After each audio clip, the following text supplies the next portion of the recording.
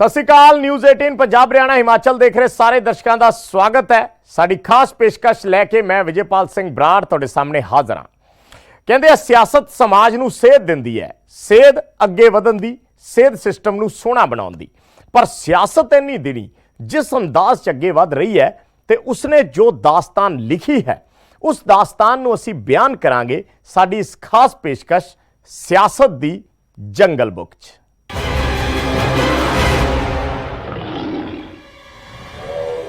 इस तो पहला कि असीं गल अगे तोरीए, पहला तुहानूं एक कहानी दिखाउंदे हां। यह कहानी तुहाडे बचपन की याद दिवाएगी ते मौजूदा दौर दीआं तुहाडीआं फिकरां भी वधाएगी।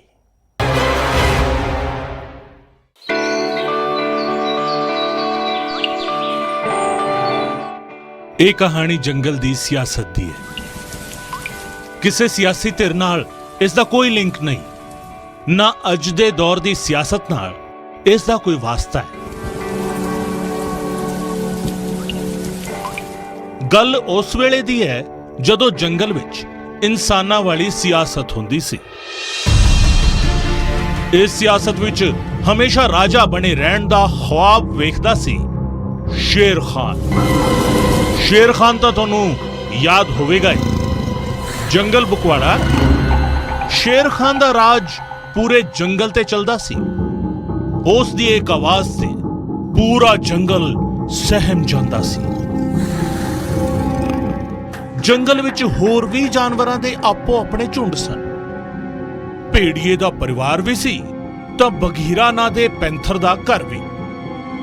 इसे जंगल विच ही सी बलू ना दा भालू ते इसे जंगल दे दूजे सिरे ते रहंदे सन खतरनाक मन्ने जान वाले बांदर।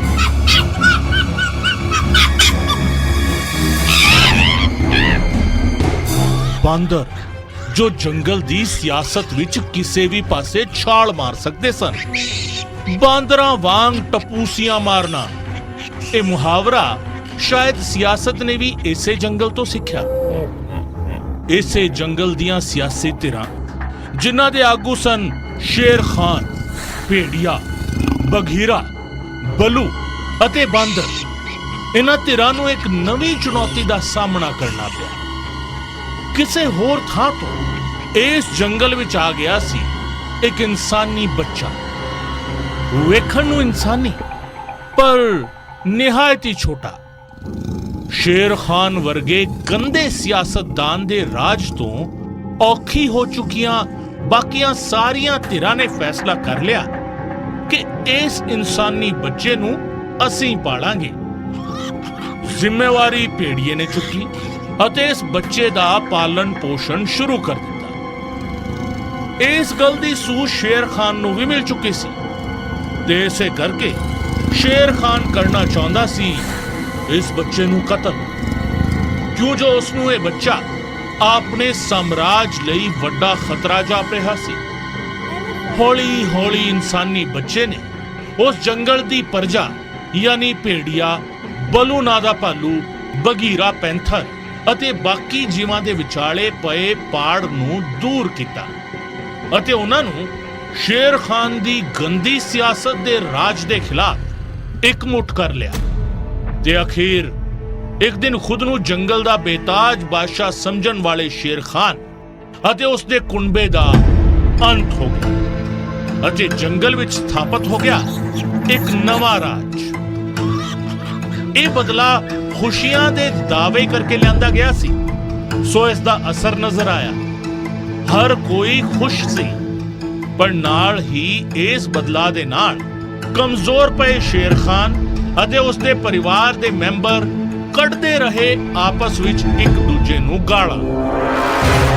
पर हुण कुछ भी नहीं हो सकता, क्यों जो जंगल विच सियासत दा एक नवा वर्का लिखा जा चुका सी।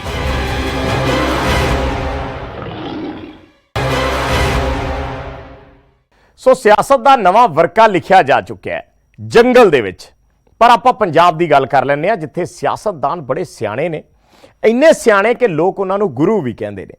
सियासत के सिर कट चेहरे नवजोत सिद्धू अज की कह रहे हैं वो सुनते हैं।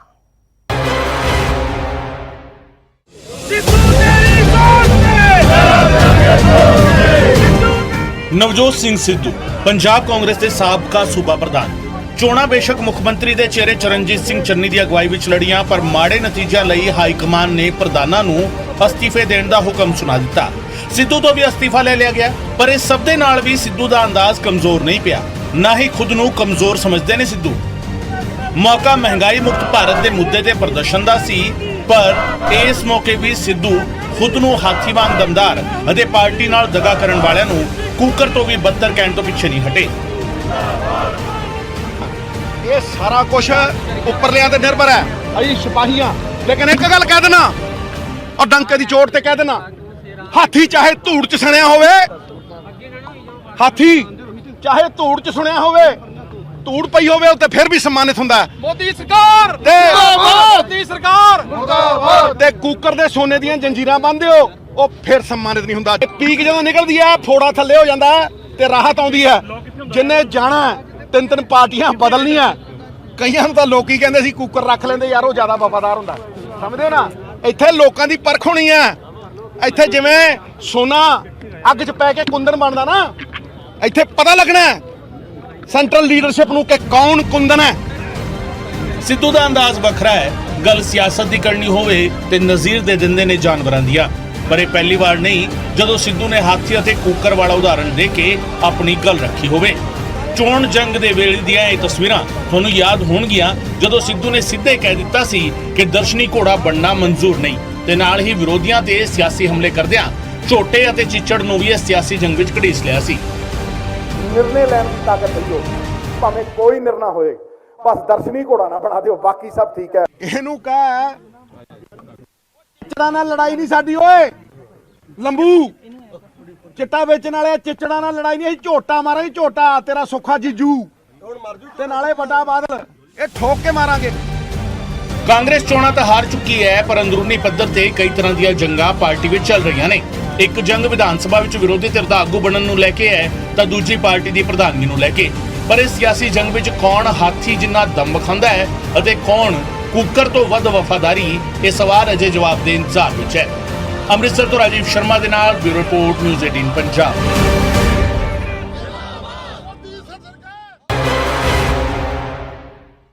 ਤਾਂ ਨਵਜੋਤ ਸਿੱਧੂ ਹਾਥੀ ਦਾ ਜ਼ਿਕਰ ਕਰ ਰਹੇ ਨੇ, ਪਰ ਪੰਜਾਬ ਦੀ ਸਿਆਸਤ 'ਚ ਐਤਕੀ ਹਾਥੀ ਨੂੰ ਸਾਥੀ ਬਣਾਉਣ ਦਾ ਲਾਹਾ ਤਾਂ ਖੁਦ ਨੂੰ ਸਭ ਤੋਂ ਪੁਰਾਣੀ ਸਿਆਸੀ ਧਿਰ ਦੱਸਣ ਵਾਲੀ ਅਕਾਲੀ ਦਲ ਨੂੰ ਵੀ ਨਹੀਂ ਮਿਲਿਆ। ਤਾਂ ਫਿਰ ਕਾਂਗਰਸ 'ਚ ਸਿੱਧੂ ਦਾ ਵਿਰੋਧ ਨਾ ਹੋਵੇ ਤਾਂ ਸੰਭਵ ਹੀ ਨਹੀਂ ਹੈ। ਕੀ ਹੋਇਆ ਅੱਜ ਦਿੱਲੀ 'ਚ ਦੇਖਦੇ ਹਾਂ।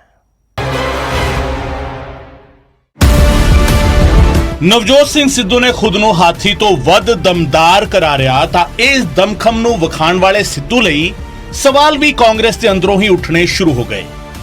ਵਿਧਾਨ ਸਭਾ ਚੋਣਾਂ ਤੋਂ ਪਹਿਲਾਂ ਵੀ ਨਵਜੋਤ ਸਿੰਘ ਸਿੱਧੂ ਦਾ ਵਿਰੋਧ ਸਿੱਧੇ ਅਸਿੱਧੇ ਤੌਰ ਤੇ ਕਰਨ ਵਾਲੇ ਰਵਨੀਤ ਸਿੰਘ ਬਿੱਟੂ ਨੇ ਕਈ ਸਵਾਲ ਖੜੇ ਕਰ ਦਿੱਤੇ।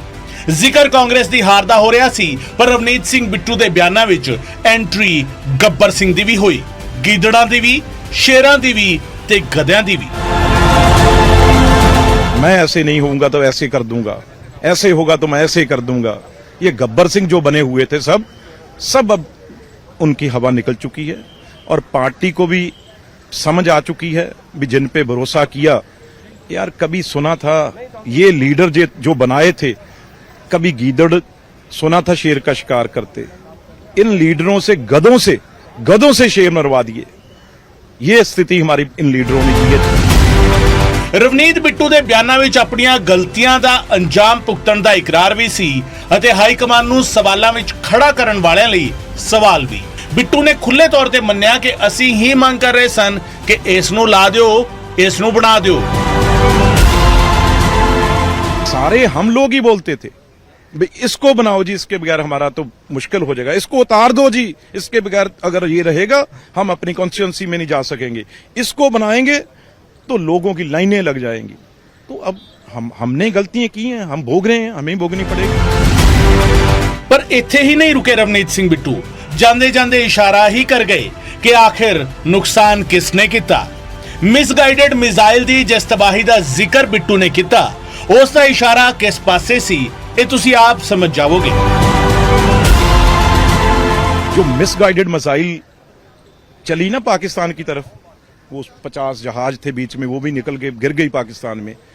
ये जो हमारी मिसाइल थी मिसगाइडेड, वो हमारे ही घर में, हमारी तोशाखाना जहां सारा कुछ था, वहां ही मिसाइल चल पड़ी। तो उस मिसाइल ने सारा कुछ तहस नहस कर दिया। तो इसलिए हम किसी का दोष किस लिए दें? जो हमारी मेन मिसाइल थी, वो मिसाइल ने हमें ही तबाह कर दिया। ਪੰਜਾਬ ਕਾਂਗਰਸ ਦੇ ਦੋ ਸਿਰਕੱਢ ਆਗੂ ਸਿੱਧੂ ਅਤੇ ਬਿੱਟੂ ਦੋਵਾਂ ਦੇ ਬਿਆਨਾਂ ਵਿੱਚ ਜ਼ਿਕਰ ਕਾਂਗਰਸ ਨੂੰ ਨੁਕਸਾਨ ਪਹੁੰਚਾਉਣ ਵਾਲਿਆਂ ਦਾ, ਪਰ ਨਜ਼ੀਰ ਦਿੱਤੀ ਜਾਨਵਰਾਂ ਦੀ। ਪਰ ਇੱਥੇ ਹੀ ਬਸ ਨਹੀਂ ਹੁੰਦੀ, ਸਿਆਸਤ ਦੀ ਜੰਗਲ ਬੁੱਕ ਜਾਰੀ ਹੈ।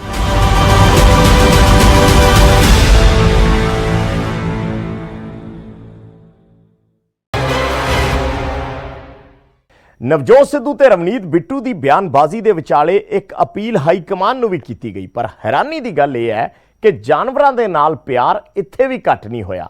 ਕੀ ਸੀ ਇਹ ਸਲਾਹ ਤੇ ਕਿਸ ਪਾਸੇ ਸੀ ਇਸ਼ਾਰਾ, ਦਿਖਾਉਂਦੇ ਹਾਂ। Grade 1, Bangalore 2018.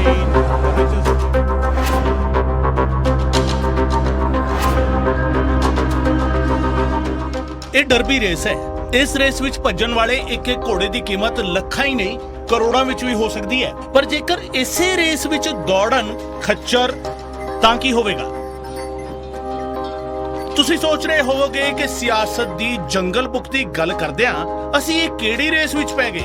ਤਾਂ ਥੋੜਾ ਰੁਕੋ ਅਤੇ ਕਾਂਗਰਸ ਦੇ ਰਾਜ ਸਭਾ ਮੈਂਬਰ ਤੋਂ ਬਾਅਦ ਹੁਣ ਪੰਜਾਬ ਦੀ ਵਿਧਾਨ ਸਭਾ ਵਿੱਚ ਕਾਦੀਆਂ ਤੋਂ ਵਿਧਾਇਕ ਚੁਣੇ ਗਏ ਪ੍ਰਤਾਪ ਬਾਜਵਾ ਦੀ ਆਪਣੀ ही पार्टी ਨੂੰ ਦਿੱਤੀ ਗਈ ਸਲਾਹ ਸੁਣੋ।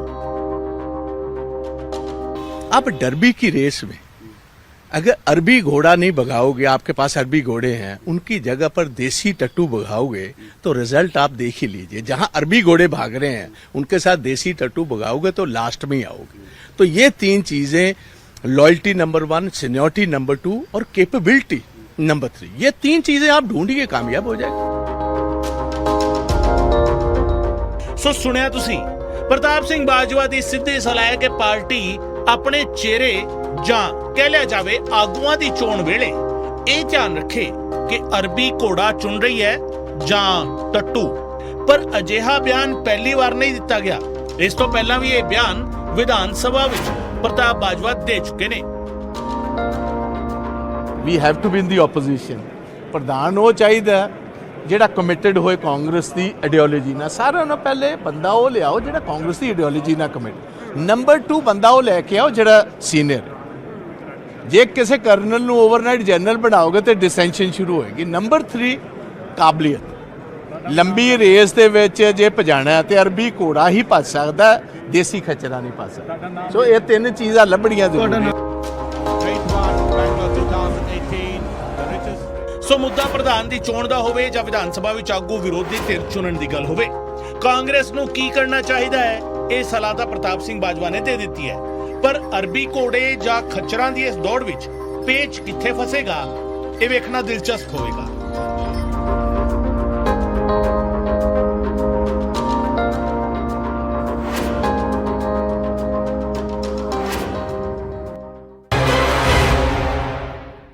ਸੋ ਸਾਡੀ ਖਾਸ ਪੇਸ਼ਕਸ਼ ਦੇ ਵਿੱਚ ਫਿਲਹਾਲ ਇੰਨਾ ਹੀ। ਮੈਨੂੰ ਦਿਓ ਇਜਾਜ਼ਤ, ਧੰਨਵਾਦ।